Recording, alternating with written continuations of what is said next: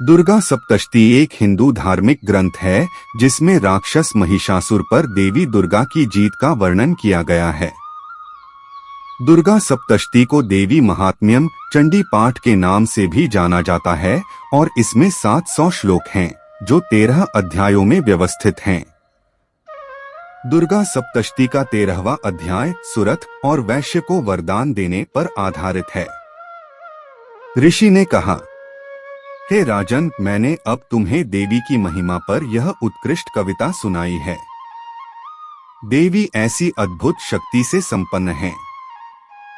उन्हीं से यह संसार कायम है। ज्ञान उसी प्रकार भगवान विष्णु की मायावी शक्ति द्वारा प्रदान किया जाता है। उसके द्वारा आप इस व्यापारी और अन्य विवेकशील पुरुषों को धोखा दिया जा रहा है और अन्य लोग अतीत में भ्रमित थे और भविष्य में भी भ्रमित होंगे।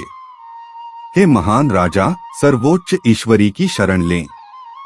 वह वास्तव में जब पूजा की जाती है तो पुरुषों को आनंद, स्वर्ग और अंतिम मुक्ति स्थानांतरण से प्रदान करती है।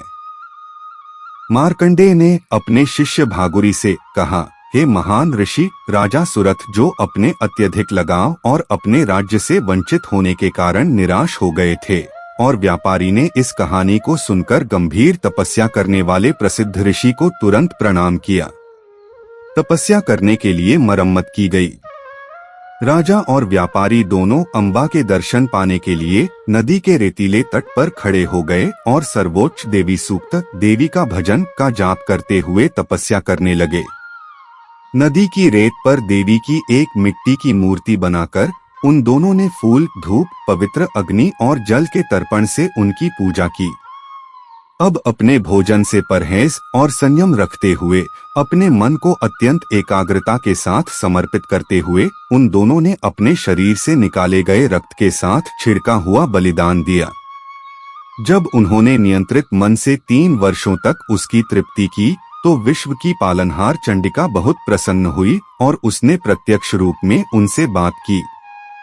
देवी ने कहा, हे राजा, आप जो भी मांगते हैं और आप अपने परिवार की खुशी वह सब मुझसे प्राप्त करते हैं।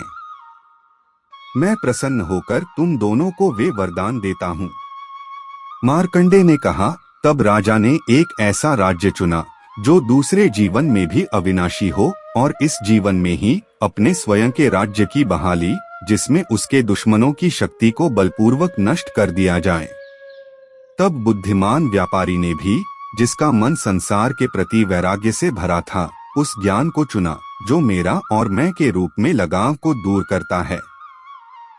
देवी ने कहा, हे राजा, कुछ ही दिनों में अपने शत्रुओं को मारकर तुम्हें अपना राज्य प्राप्त हो जाएगा और वह तुम्हारे पास रहेगा। और जब तुम मर जाओगे तो तुम देव विवस्वत सूर्य से एक और जन्म प्राप्त करोगे और सावर्णी नाम से पृथ्वी पर एक मनु बनोगे। और हे व्यापारी श्रेष्ठ, मैं तुम्हें वह वरदान देता हूँ जो तुमने मुझसे चाहा है। सर्वोच्च ज्ञान आपका होगा, आपके आत्म साक्षात्कार के लिए।